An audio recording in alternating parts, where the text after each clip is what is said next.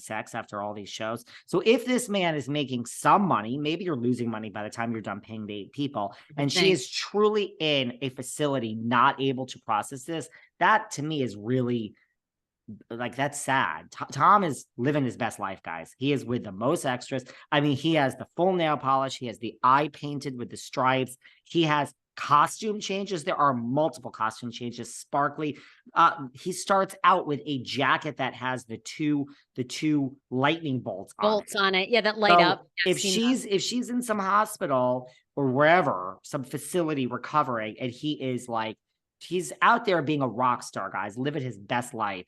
I mean, it's a little fucked up. I mean, it's not his fault, really. Like, I mean, I would be doing what he was doing, but it just is, it's a tragic spin on it if that's really the case. But I mean, well, people are not throwing tomatoes at him on stage. I mean, guys, tomatoes. One person, because I was with friends and they're like, this is going to be so funny. And when he boos, I'm like, really? Is he really going to be one person before the show? And there was something going viral online. Did you see that? One of the shows, some guys like, Ariana, screaming the whole time. At our show, one person before it started said, cheater, when the lights was, that was it.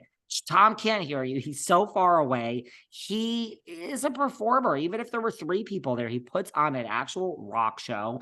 Nobody was yelling cheater or Ariana. It was people were, and I mean, you mean to tell me he's not, because there's rumors now that he's hooking up with other girls. And yeah, I'm sure he is. I don't think he's being faithful to Raquel. Didn't seem like it to me. And so we watch. Halfway through, the guy's a dog. Like, I mean, you know, it's like we talk about with Kim Zolciak Bierman or Erica. Again, I think Erica has a better chance of dating somebody rich, but I mean, it's like who would, well, and you know, look, I mean, women want to be with guys in jail. You know, that awful Murdoch guy who's been, you know, sentenced to, like, I don't know how many life sentences for everything he did.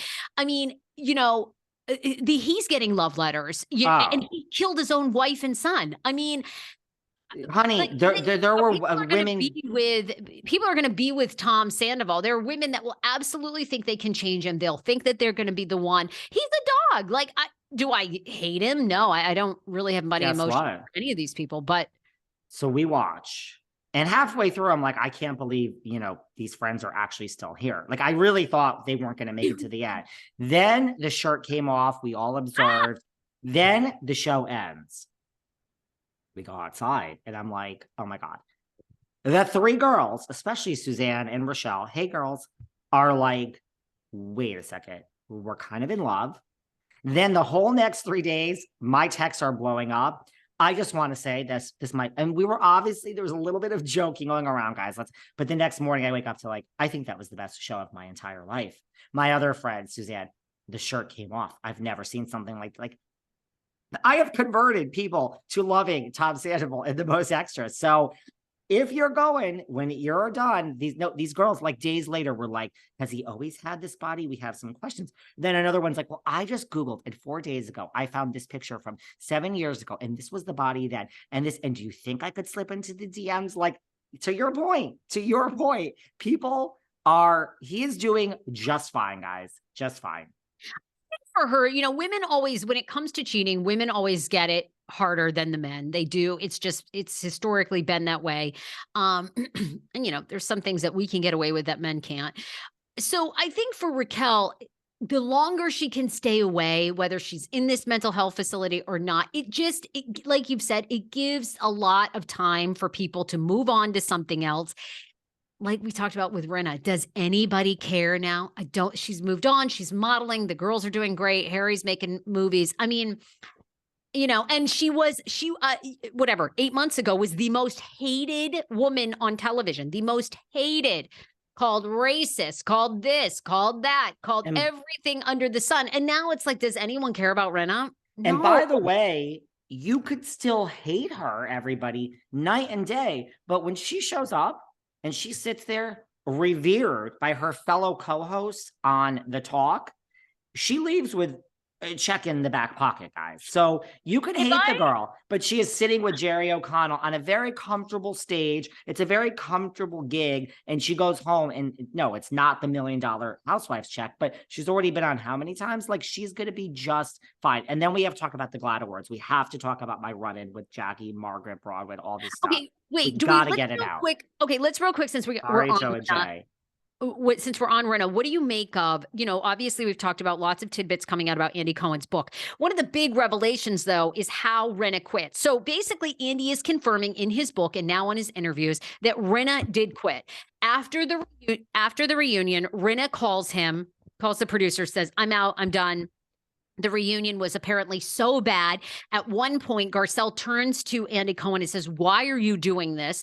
In reference to the basically demise of Kathy Hilton and Kyle's relationship, sister relationship, which apparently is as bad as we've heard. Like they are not really speaking. They haven't reconciled. It's bad. Garcelle was so upset. Andy says he even felt like shit. It was just so toxic. What Erica and Rinna were the allegations against Kathy, Kyle in the middle. But anyhow, the way Andy says it went down, Rinna quit. Then they bring her to BravoCon. It sounds like almost Bravo was saying. Well, BravoCon first booed. I mean, it aired. She sent a text. But what was fascinating, didn't you think what was fascinating is that they didn't want her to go on pause at first. After the reunion, she quit. They didn't want her to go on pause. Then BravoCon happens and it's so toxic. That's when he and producers said, okay, she needs to go on pause. She doesn't need to be. I didn't think, I don't remember the time. I didn't think BravoCon had anything to do with it, but okay. But I mean, yes, but maybe it did. I didn't see that part. All I know is that when the reunion aired, she sent a text to say, I didn't realize BravoCon had any factor in it, but yes, rumor is, according to Andy's book, she sent a text. Maybe BravoCon was in there. She sent a text saying, I resign or whatever. And then they start whiteboarding it. They start saying Sutton, Garcelle, Crystal, Diana, take her off. And they look up at a whiteboard and they say, this is it. This is the cast. Let's start scripting, because everyone thinks this is reality. They start hypothesizing, what are we going to have here? We have a bunch of shit. And this and that. And we interviewed, 5 more people. And Anne-Marie, she's diverse. Bring her in. Great. She also fits the part and she's gorgeous and she's the husband. Great. Let's see if she can stay. Get Denise. She's in. Camille's a troublemaking bitch. Bring her in.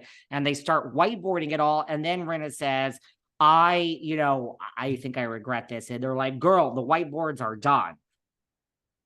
Well, of course, she's denying maybe BravoCon was in there and she got booed and they said, thank God. I don't know. I didn't read that part of it. I don't even know if it matters. Right. And then now she's coming out and saying through her people of like, there was no text. There was no this. There was no text that said, I regret it. They both said at the end, Lisa wanted to leave and they said, this is probably for the best. And it's a mutual decision. I mean,